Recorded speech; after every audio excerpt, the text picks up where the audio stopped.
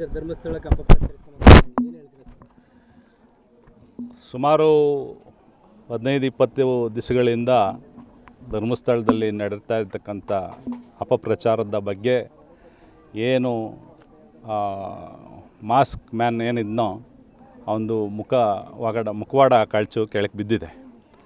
ಇವತ್ತು ಅವನು ನನ್ನ ರಕ್ಷಣೆಗೆ ಪೊಲೀಸ್ನವ್ರು ಬೇಕು, ನನಗೆ ಹಿಂದೆ ಎಲ್ಲ ಪಿತೂರಿ ಮಾಡಿದರು, ಹಾಗಾಗಿ ನಾನು ಈ ಕೆಲಸ ಮಾಡಿದ್ದೀನಿ, ಹಣಕ್ಕೋಸ್ಕರ ಈ ಕೆಲಸ ಮಾಡಿದೆ, ನಾನು ಮಾಡಿದ್ದೆಲ್ಲ ಸತ್ಯಕ್ಕೆ ದೂರವಾಗಿರೋದು ಅನ್ನತಕ್ಕಂಥ ಮಾತುಗಳನ್ನ ಈಗಾಗಲೇ ನಿನ್ನೆ ನ್ಯಾಯವಾದಿಗಳ ಮುಂದೆ ಕೋರ್ಟಲ್ಲೇ ಹೇಳಿದ್ದಾನೆ. ನನಗೆ ರಕ್ಷಣೆ ಬೇಕು, ನನಗೆ ರಕ್ಷಣೆ ಇಲ್ಲದೇ ಇದ್ದರೆ ಕಷ್ಟ ಆಗುತ್ತೆ, ಇವೆಲ್ಲ ಅಪಪ್ರಚಾರ ಮಾಡಲಿಕ್ಕೆ ನನಗೆ ಪ್ರೇರೇಪಣೆ ಕೊಟ್ಟರು ಅನ್ನತಕ್ಕಂಥ ಮಾತು ಈಗಾಗಲೇ ಹೇಳಿದ್ದಾರೆ. ಇದರಿಂದ ರಾಜಕೀಯ ಮುಖಂಡರುಗಳು ಕೈವಾಡನೂ ಕೂಡ ಇದೆ ಅಂತ ನಾವು ಭಾವಿಸ್ಬೇಕಾಗುತ್ತೆ. ದೇಶ ವಿದೇಶಗಳಿಂದನೂ ಕೂಡ ಸಹಕಾರ ಕೊಟ್ಟು ಇದನ್ನು ಏನಾದರೂ ಮಾಡಿ ಧರ್ಮಸ್ಥಳನ ಅಪಪ್ರಚಾರ ಮಾಡಿ ಧರ್ಮಸ್ಥಳಕ್ಕೆ ಅಪಕೀರ್ತಿ ತರಬೇಕು ಅನ್ನತಕ್ಕಂಥ ಯೋಚನೆಗಳನ್ನ ಎಲ್ಲರೂ ಕೂಡ ಮಾಡಿದರು. ಅದು ಧರ್ಮಸ್ಥಳ ಮಂಜುನಾಥ ಸ್ವಾಮಿಯ ಆಶೀರ್ವಾದದಿಂದ ಅದು ಯಾವುದೂ ಕೂಡ ಅವರು ಕೆಲಸ ಕೈಗೂಡಲಿಲ್ಲ. ಇವತ್ತು ಧರ್ಮ ಜಾತಿ ಬಗ್ಗೆ ನಮ್ಮ ರಾಜ್ಯದ ಜನತೆ ನಮ್ಮ ಜೊತೆಯಲ್ಲಿದ್ದಾರೆ. ಇವತ್ತು ಧರ್ಮಸ್ಥಳದ ಪರವಾಗಿದ್ದಾರೆ, ವೀರೇಂದ್ರ ಹೆಗ್ಗಡೆ ಅವ್ರ ಪರವಾಗಿದ್ದಾರೆ. ಮಂಜುನಾಥ ಸ್ವಾಮಿ ಆಶೀರ್ವಾದಕ್ಕೆ ಎಲ್ಲರೂ ಕೂಡ ಇವತ್ತು ಸಾವಿರಾರು ಸಂಖ್ಯೆಯಲ್ಲಿ, ಸಾವಿರಾರು ಕಾರುಗಳಲ್ಲಿ, ಸಾವಿರಾರು ನೂರಾರು ಕ್ಷೇತ್ರದಿಂದ ಎಲ್ಲ MLAಗಳು, ಶಾಸಕರು ಜೊತೆಯಲ್ಲಿ ಬೆಂಬಲಿಗರು ಎಲ್ಲ ಹೋಗ್ತಾ ಇದ್ದಾರೆ. ಉದಾಹರಣೆಗೆ ನೆಲಮಂಗಲ ಕ್ಷೇತ್ರದ ಶಾಸಕರು ಕೂಡ ಕಾಂಗ್ರೆಸ್ನವರು ಆದರೂ ಕೂಡ ಅವ್ರ ಜೊತೆ ಅವ್ರ ಬೆಂಬಲಿಗರು 150-200 ಕಾರುಗಳಲ್ಲಿ ಇವತ್ತು ಹೋಗಿದ್ದಾರೆ, ನಿನ್ನೆ ಹೋಗಿದ್ದಾರೆ. ಹೀಗೆ ಎಲ್ಲ ಕ್ಷೇತ್ರಗಳಿಂದ ಕೂಡ ಹೋಗ್ತಾ ಇದ್ದಾರೆ.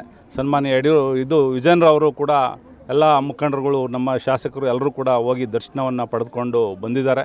ಸನ್ಮಾನ್ಯ ಯಡಿಯೂರಪ್ಪನವ್ರಿಗೂ ಕೂಡ, ಮಾಜಿ ಮುಖ್ಯಮಂತ್ರಿಗಳಾದಂಥ ಯಡಿಯೂರಪ್ಪ ಸಾಹೇಬ್ರಿಗೂ ಕೂಡ ನಾನು ಮಾತಾಡಿದ್ದೀನಿ. ನಿನ್ನೆ ಮಾತಾಡಿ ನಾವು ಕೂಡ ಹೋಗ್ಬಿಟ್ಟು ಬರೋಣ, ಇಡೀ ರಾಜ್ಯದಿಂದ ಎಲ್ಲ ಕಾರ್ಯಕರ್ತರು ಮುಖಂಡರುಗಳು ನೀವು ಹೋದರೆ ಬರ್ತಾರೆ, ಹಾಗಾಗಿ ನಾವು ಕೂಡ ಹೋಗೋಣ, ಹಬ್ಬ ಮುಗಿದ ನಂತರ ನಾವು ಕೂಡ ಸನ್ಮಾನ್ಯ ಯಡಿಯೂರಪ್ಪನವರ ಜೊತೆಯಲ್ಲಿ ನಾವೆಲ್ಲ ಮುಖಂಡರುಗಳು ಕೂಡ ಬೆಂಗಳೂರಿನಿಂದ ನಾವು ಕೂಡ ಹೊರಡಲಿದ್ದೇವೆ. ಸರ್, ಇವಾಗ ರಾಜ್ಯದಲ್ಲಿ ಕಾಂಗ್ರೆಸ್ ಸರ್ಕಾರ ಇತ್ತು ಸರ್, ಅವರು ಇಂಟೆಲಿಜೆನ್ಸಿ ಎಲ್ಲ ವರದಿ ಇರ್ತದೆ, ಇಷ್ಟಾಗಿಯೂ SIT ಇದೆಲ್ಲ ತನಿಖೆ ಆಗ್ತದೆ ಸರ್. ಸನ್ಮಾನ್ಯ ಹಿರಿಯರು, ನಮ್ಮ ರಾಜ್ಯದ ಗೃಹ ಮಂತ್ರಿಗಳು ಅಷ್ಟೇ ಅಲ್ಲ, ಅವ್ರನ್ನೆಲ್ಲ ಮುಖಂಡರುಗಳು ಸೇರಿ ಇದು ಗೊತ್ತಿದ್ದರೂ ಕೂಡ ಇವತ್ತು ಆ ತಲೆಬುರುಡೆ ಎಲ್ಲಿಂದ ತಂದವನೇ ಅಂತ ಮೊದಲೇ ಅದನ್ನ ತನಿಖೆ ಮಾಡಿದರೆ ಈ ಮಟ್ಟಕ್ಕೆ ಅದು ಹೋಗಕ್ಕೆ ಸಾಧ್ಯವಿರಲಿಲ್ಲ.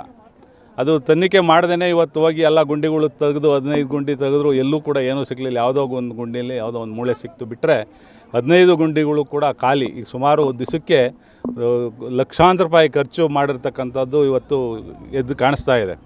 ಇಲ್ಲಿ ಹಲವಾರು ಮುಖಂಡರುಗಳು ಕೂಡ ಇವತ್ತು ಹಿಂದೆ ಕೈ ಜೋಡಿಸಿ ಕೆಲಸ ಮಾಡ್ತಾಯಿದ್ರು. ಮಟ್ಟಣ್ಣ ಇರ್ಬೋದು, ತಿರುಮೋಡಿ ಇರ್ಬೋದು, ಮಹೇಶು ಮತ್ತು ಸುಜಾತ, ಇವರೆಲ್ಲರೂ ಕೂಡ ಇನ್ನೂ ಹಲವಾರು ಕೈಗಳಿವೆ ಈ ಹಿಂದೆ. ಇಷ್ಟೇ ಅಲ್ಲ, ಇದರ ದೊಡ್ಡ ರಾಜಕೀಯ ಕೈಗಳು ಕೂಡ ಇದು ಕೈ ಜೋಡಿಸಿ ಕೆಲಸ ಮಾಡ್ತಾ ಇದ್ದಾರೆ. ಹಾಗಾಗಿ ಇದು ಯಾವುದು ಕೂಡ ನೆರವೇರೋದಿಲ್ಲ. ಈ ಹಿಂದೆ ಶಬರಿಮಲೆ ಅಯ್ಯಪ್ಪನಿಗೂ ತೊಂದರೆ ಮಾಡಿದ್ರು, ಮತ್ತು ನಮ್ಮ ತಿರುಪತಿಗೂ ಕೂಡ ತೊಂದರೆ ಮಾಡಿದ್ರು, ಶನಿಸಿಂಗಾಪುರ ಅಲ್ಲೂ ಕೂಡ ತೊಂದರೆ ಮಾಡಿದ್ರು. ಯಾವುದು ಕೂಡ ಇದು ರೀಚ್ ಆಗಲಿಕ್ಕೆ ಸಾಧ್ಯ ಆಗ್ತಾಯಿಲ್ಲ ಅವ್ರ ಕೈಯಲ್ಲಿ. ಇದೇನು ಜಾತಿ ಹೊಡಿಬೇಕು ಅನ್ನತಕ್ಕಂಥ ಉದ್ದೇಶದಿಂದ ಲೆಫ್ಟಿಸ್ಟ್ಗಳು ಈ ಕೆಲಸವನ್ನು ಮಾಡ್ತಾ ಇದ್ದಾರೆ. ಹಾಗಾಗಿ ಇದು ಯಾವುದು ಕೂಡ ಸಾಧ್ಯವಾಗೋದಿಲ್ಲ ಅನ್ನೋ ಮಾತು ನಮ್ಮ 7 ಕೋಟಿ ಜನಗಳಿಗೂ ಕೂಡ ನಮ್ಮ ರಾಜ್ಯದಲ್ಲಿ ಮನವರಿಕೆ ಆಗಿದೆ ಅಂತ ಈ ಮಾತು ಹೇಳಲಿಕ್ಕೆ ನಾನು ಬಯಸ್ತಾ ಇದ್ದೇನೆ. ಇಲ್ಲ ಸರ್, ಕೋರ್ಟ್ಗೆ ಹೋಗಿ ಬೂಡೆ ಇಟ್ಕೊಂಡು 164 ರೆಕಾರ್ಡ್ ಮಾಡೋದು, ಅದಕ್ಕೆ ಕಾಣದ ಕೈಗಳು, ಷಡ್ಯಂತ್ರಗಳು ಜಾಸ್ತಿ ಇದೆ ಅನಿಸುತ್ತೆ ಸರ್. 100ಕ್ಕೆ 100 ಭಾಗ ಇದು ಸುಮಾರು 15 ವರ್ಷಗಳಿಂದ ಈ ಕೆಲಸ ನಡೀತಾ ಇದೆ. ಇದಕ್ಕೆ ಈಗ ತೆರೆ ಬಿದ್ದಿದೆ ಅಂತ ನಾನು ಹೇಳಲಿಕ್ಕೆ ಬಯಸ್ತಾ ಇದ್ದೇನೆ. ದಿನಾಂಕ ಏನೋ ನಿಗದಿ ಐತೆ ಸರ್, ಯಡಿಯೂರಪ್ಪರು ನೀವು ಎಲ್ಲ? ನಾವು ಹಬ್ಬ ಆದ ನಂತರ ಹೋಗಬೇಕು ಅಂತ ಯೋಚನೆ ಮಾಡಿದ್ದೀವಿ.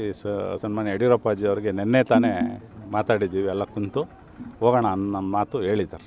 ಹೋಗ್ತೀವಿ, ಒಂದು ಪ್ರೆಸ್ ಮೀಟ್ ಮಾಡಿ ನಾವು ರಾಜ್ಯದ ಜನತೆಗೆ ಹೇಳಿ ಎಲ್ಲ ಮುಖಂಡರುಗಳು ಬರಲಿಕ್ಕೆ ಒಂದು ಸೂಚನೆ ಕೊಟ್ಟು ಹೊರಡ್ತೀವಿ.